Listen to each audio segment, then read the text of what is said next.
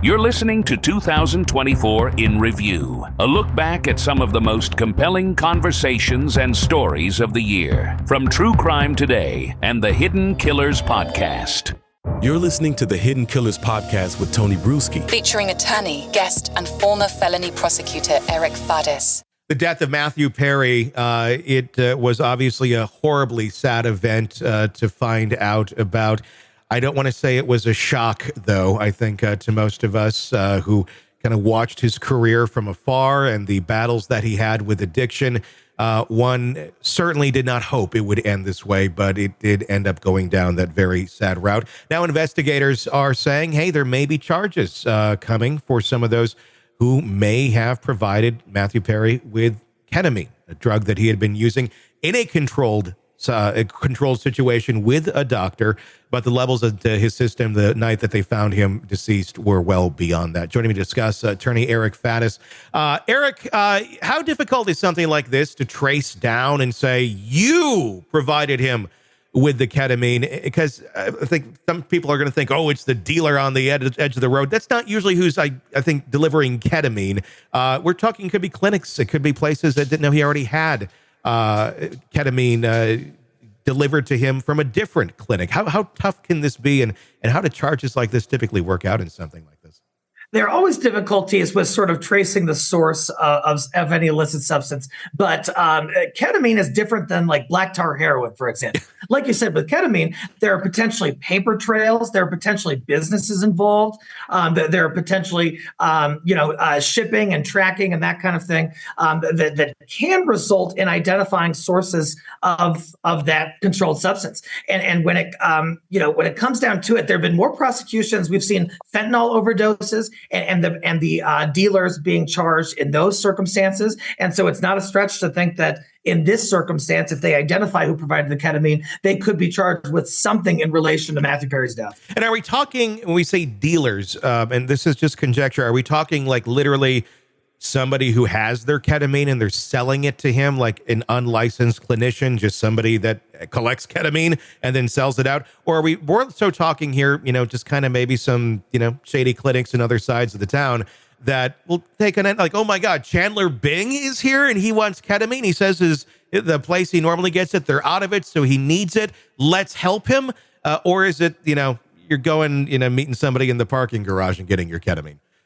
The channels for this specific drug, ketamine, like I said, as compared to cocaine or black tar heroin, the channels for cocaine or for ketamine are a little bit more regulated and a little bit more known.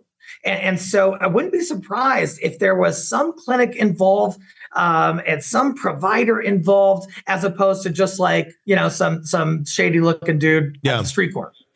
And is this a substance where you have to get it administered in a hospital type setting or a doctor's office setting? Or is this something where, if you haven't prescribed it and you are a regular user of it, by a doctor that legitimately gave it to you, where you can take this at home on your own?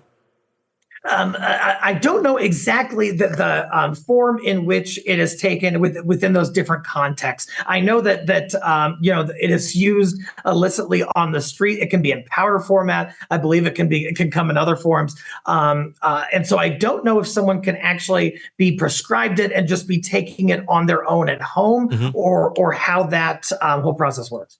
And if they truly didn't have any idea that Matthew, because a lot of times you're relying on the patient just giving you the information, and they're saying that they have this prescription, they can show it to you, whatever, and the other people are out of it. So, okay, I think we've all been in a situation where we had to go to different Walgreens because something wasn't there. I'm wondering, and I'm not saying it was Walgreens by any means, but to a different clinic, if they're not aware of this, but they did give it to him, is that a chargeable offense, or is it just something where it's like, look, you got to have better practices here in terms of regulating this and knowing who you're administering to? It's potentially a chargeable offense, especially considering the result of that allegedly negligent distribution of ketamine. There's involuntary homicide. Almost every state has an equivalent charge of that, where through gross negligence, another person, you cause the death of another person. And I could just see that charge being levied in a circumstance like this. It's going to be interesting. It's very different than that of, because I've heard comparisons to Conrad Murray and Michael Jackson, but he was a personal doctor literally administering into the house. This is Matthew Perry choosing to take it, apparently on his own. Other drugs were in his system as well. Other prescription drugs were in his system as well. And he drowned. So what really was the cause of the death? Was it the ketamine? Was it, I know that's part of it, but there seem to be a lot of factors involved here. Do you see any? They're saying there might be charges, but do you see it actually going that far?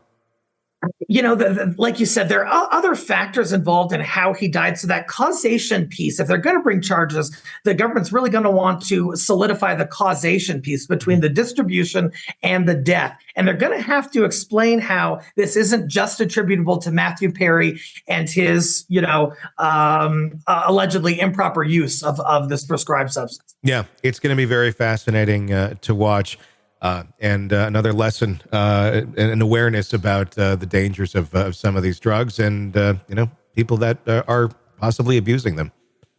No question. Sick of the ads? We are too. Start listening with no commercials now and get access to all of our episodes in advance of everyone else. Become a True Crime Today Premium Plus subscriber on Apple Podcasts. Search True Crime Today Premium Plus on Apple Podcasts or go to our podcast page and sign up now. True Crime Today Premium Plus. Sign up now.